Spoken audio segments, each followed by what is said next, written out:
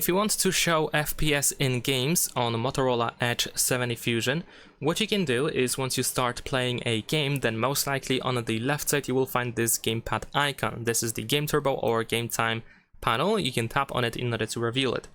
In here, in the toolkit, you should be able to scroll down to find the FPS option. So if you tap on it, then you should be able to monitor FPS. And you can also, of course, there we go, here we have the FPS. We also have a couple of tips as we use it for the first time, but you should be able to then tap on the FPS if you want to reopen the Game Turbo. And if we go ahead and open settings, which should be available somewhere in there, so let me take a look.